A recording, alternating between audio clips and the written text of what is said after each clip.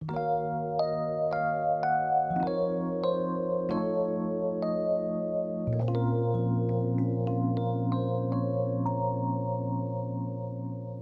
I was there when Gary died, as his family. We were all there.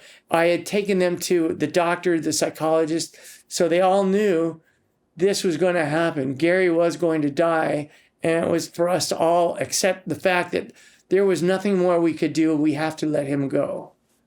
There's nothing more to do. And then Mark Cunningham died, and I was there. His partner asked me to be there. And then a year later, Mark Coleman had been in and out of the hospital. Here's the guy who was the most beautiful man in Los Angeles and just wasting away to a skeleton.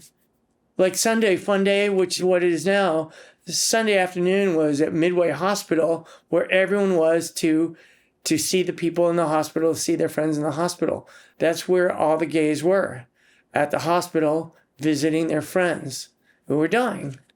And there were these women, candy stripers, and who had these push carts with cookies, and they'd go and visit, and they were very pretty and try to just cheer them up by giving cookies to everyone and doing what they could.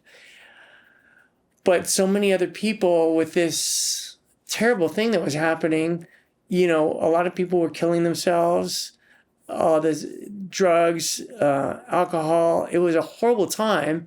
Ronald fucking Reagan didn't ever even say the word AIDS. And there was the moral majority that all said that we deserve to die. They never said that people who smoked and got cancer deserved to die from lung cancer, but we deserve to die. George Bush didn't do anything either. And it was a horrible, horrible time. Everyone was dying. Included in that was the fact that my grandfather died after a long, slow thing. I was with him when he died. Then my mom had gotten cancer and a long, slow, horrible thing, and I was with her when she died. And my grandmother had some kind of cancer type thing, long, slow, horrible thing. I was with her when she died. It just fucked me up really bad. And then there was a good friend, a guy named Robbie Jenkins, who had become a doctor, but he had been a friend long before he was a doctor. And he had what he considered like 6 of his closest friends.